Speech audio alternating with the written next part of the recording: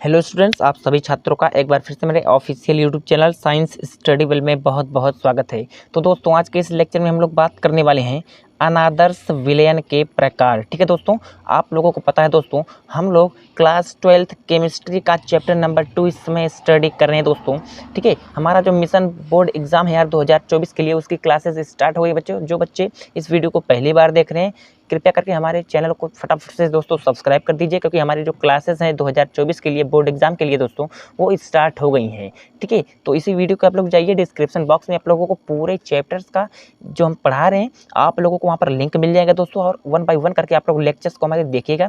आप लोगों को फ्री PDF, फ्री नोट्स जो हैं सब कुछ प्रोवाइड कराई जाएंगी हमारे चैनल पर। ठीक है दोस्तों, और हमारा अगर आप लोगों को हमसे कॉन्टैक्ट भी करना है तो आपको डिस्क्रिप्शन बॉक्स में मेरा कॉन्टैक्ट नंबर भी मिल जाएगा। तो स्टार्ट करते हैं दोस्तों आज का ये लेक्चर। ठीक है, तो देखो यार, हम लोग जानते हैं दोस्तों, पिछले लेक्चर में दोस्तों हम लोगों ने पढ़ा है आदर्श और अनादर्श गैस, आदर्श एवं अनादर्श विलयन को। ठीक है, तो आदर्श विलयन क्या होते हैं दोस्तों? जो राउल्ट के नियम का पालन करते हैं उन्हें सिंपली हम लोग आदर्श विलयन बोलते हैं। और जो अनादर्श विलयन हम लोग कैसे बोलते हैं? जो राउल्ट के नियम का पालना नहीं करते हैं उन्हें हम लोग अनादर्श विलयन बोलते हैं। ठीक है दोस्तों, तो आप लोगों ने समझा है। ठीक है, जो बच्चे नहीं देखें कृपया करके इससे पहले वाला लेक्चर हमारा जा करके देख लें, तभी ये लेक्चर आप लोगों को समझ में आने वाली है दोस्तों। ठीक है, तो चलो स्टार्ट करते हैं यार प्यारा सा लेक्चर। मेरे भाई, अगर मैं आप लोगों को यहाँ पर अनादर्श विलयन के प्रकार को बताऊं, ठीक है दोस्तों, तो अनादर्श विलयन जो राउल्ट के नियम का पालन नहीं करती है, यानी बच्चों जो राउल्ट के नियम को फॉलो नहीं करती है प्रॉपर, वो हमारी क्या कहलाती है?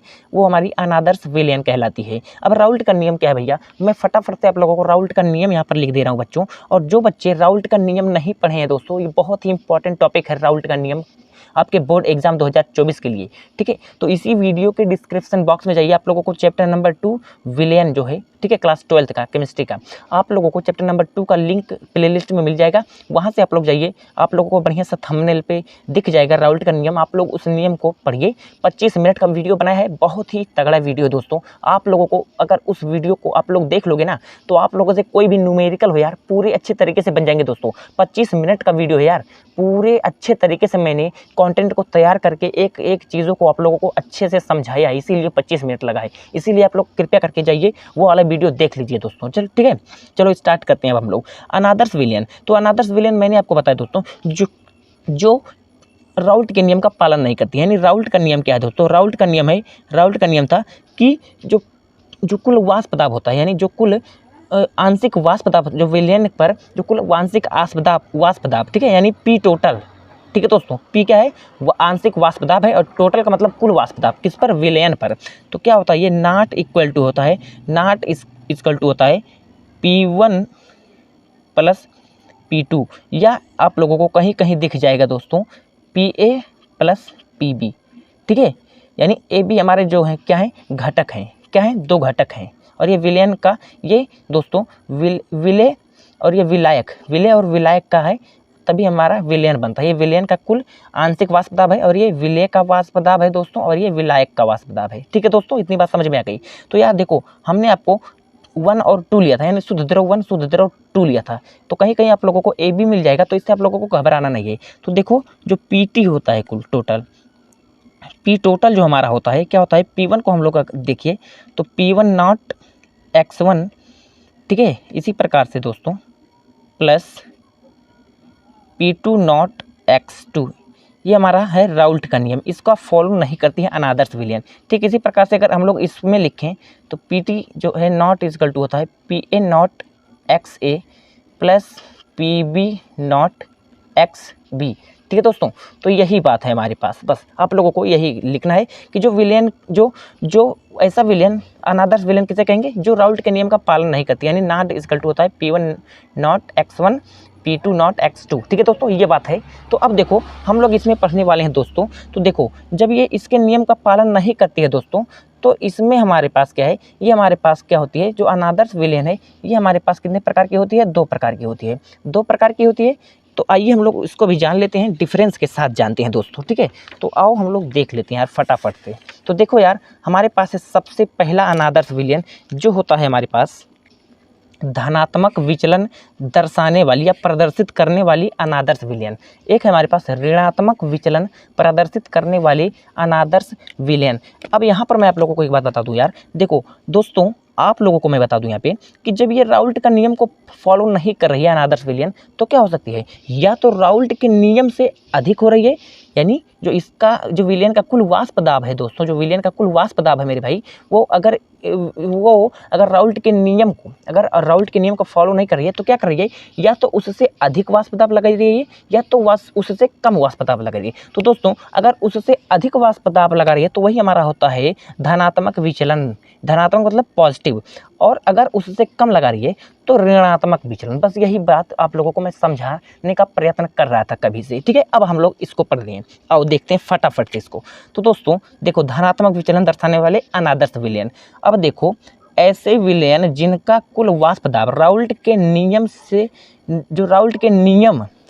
प्राप्त वाष्प दाब से अधिक होता है। देखो, जो राउल्ट के नियम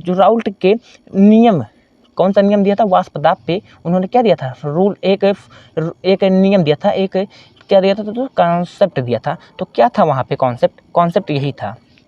तो अगर दोस्तों क्या हो रहा है, देखो यहाँ पे यार, यहाँ पे मेरे भाई जो पी टोटल है PA + PB, यानी अगर यहाँ पे क्या है, ऐसे विलयन जिनका कुल वाष्प दाब राउल्ट के नियम से प्राप्त जो वाष्प दाब है उससे अधिक हो, यानी अगर PA जो कुल वाष्प दाब है वो राउल्ट के नियम से, जो राउल्ट ने यही दिया था, तो उनसे अगर अधिक है वाष्प दाब विलयन का, उससे अगर अधिक है दोस्तों, तो वो हमारा क्या कहलाता है, धनात्मक विचलन प्रदर्शित करने वाला विलयन, अनादर्श विलयन, ठीक है।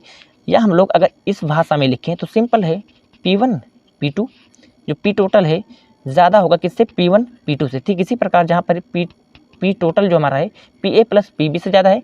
अब हम लोग PA को PA नॉट XA या PB से भी ज़्यादा होगा, तभी तो हमारा P टोटल अधिक होगा दोस्तों, ठीक है। तो ये जो PA है और PB है, ये क्या है, ये दो अवयव हैं, दो घटक हैं। जैसे हमारा विलय और विलायक होता है तभी हमारा विलयन होता है, तभी हमारा विलयन बनता है दोस्तों। तो ये विलयन का कुल वाष्प दाब है जो, वो क्या है, विलयन का जो कुल वाष्प दाब है दोस्तों, वह है राउल्ट के वाष्प दाब से अधिक है। देखो, ऐसे विलयन जिनका कुल वाष्प दाब राउल्ट के नियम से प्राप्त वाष्प दाब से अधिक होता है, वही हमारा होता है धनात्मक विचलन दर्शाने वाला अनादर्श विलयन, नॉन आइडियल सॉल्यूशन, ठीक है दोस्तों। तो यह बात आप लोगों को, उम्मीद है कि आप लोगों को समझ में आ गई होगी। इसी प्रकार से दोस्तों, ऐसा विलयन जिनका कुल वाष्प दाब राउल्ट के नियम से प्राप्त वाष्प दाब से कम होता है। सिंपल, आप लोगों को बस ये जो बड़ा वाला चिन्ह था यहाँ पर P टोटल की तरफ था, तो यहाँ पर क्या है, यहाँ पर अगर आप लोगों को राउल्ट का नियम का जो वाष्प दाब है वो अधिक होगा और विलयन का वाष्प दाब जो है कम होगा, तो यहाँ पर हमारा हो जाएगा ऋणात्मक विचलन, ठीक है दोस्तों। देखो यहाँ पर लिखा है परिभाषा में, ऐसा विलयन जिनका कुल वाष्प दाब राउल्ट के नियम से प्राप्त वाष्प दाब से कम होता है। सिंपल, P टोटल जो है वो राउल्ट के नियम से कम होगा, ठीक है। देखो कम है, और यहाँ पर क्या है, जो एरो ये बड़ा वाला है ये इस तरफ है, यानी सिंपल वही जो हमारा फॉर्मूला है, PA जो है यहाँ पर हमारा क्या है, PA नॉट XA या PB जो हमारा है बड़ा है किससे, PB नॉट XB से, ठीक है दोस्तों। तो उम्मीद है दोस्तों कि आप लोगों को ये समझ में आ गया होगा इसका परिभाषा। अब हम लोग दूसरे स्टेप पर चलते हैं। दूसरा हमारे पास है दोस्तों, इसमें एंथैल्पी अधिकतम होती है। एंथैल्पी मतलब सिंपल एंथैल्पी, यानी दोस्तों इसमें जो एंथैल्पी है वो अधिकतम होगी, यानी पॉजिटिव होगी। क्यों पॉजिटिव होगी, क्योंकि दोस्तों इस क्रिया में उष्मा का अवशोषण होता है, अर्थात इसको हम लोग बोल सकते हैं उष्मा शोषी, इसको हम लोग बोल सकते हैं उष्मा शोषी अभिक्रिया।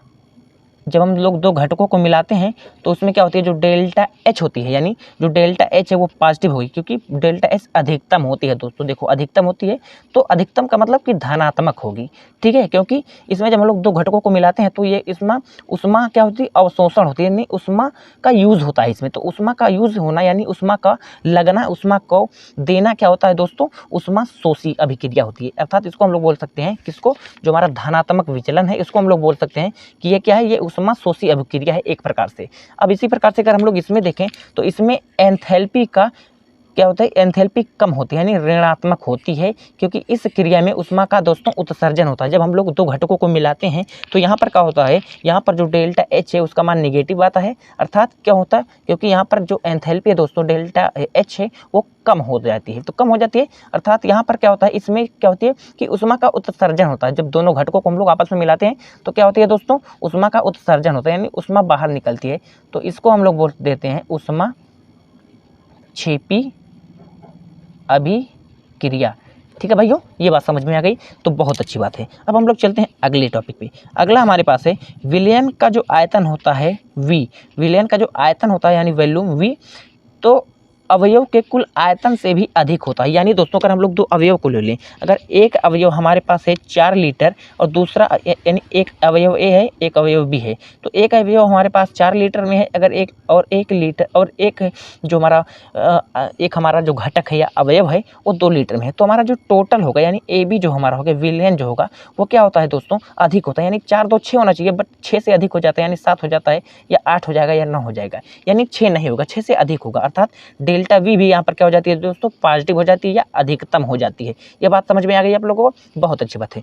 अब हम लोग इसी प्रकार से अगर चलें तो विलयन का जो आयतन होता है इसमें किसमें, ऋणात्मक विचलन प्रदर्शित करने वाले जो अनादर्श विलयन है, तो इसमें क्या होती है, विलयन का आयतन जो होता है अवयव के कुल आयतन से भी कम होता है, यानी डेल्टा V का मान यहाँ पर जो दोस्तों वो नेगेटिव होता है। यानी अगर हम लोग दो लोगों को ले लें A और B को, अगर A हमारे पास है 2 लीटर में और B है हमारे पास 4 लीटर में, तो यहाँ पर हम लोगों को AB कितना लीटर में मिलना चाहिए, 6 लीटर में मिलना चाहिए, बट यहाँ पर 6 लीटर में ना होकर के दोस्तों इससे कम हो जाता है, यानी या तो 5 लीटर हो जाता है या तो 3 ही लीटर हो जाता है या तो 2 ही लीटर हो जाता है, इस प्रकार से हो जाता है। यानी उसके विलयन के आयतन में क्या हो जाती है दोस्तों, कमी हो जाती है।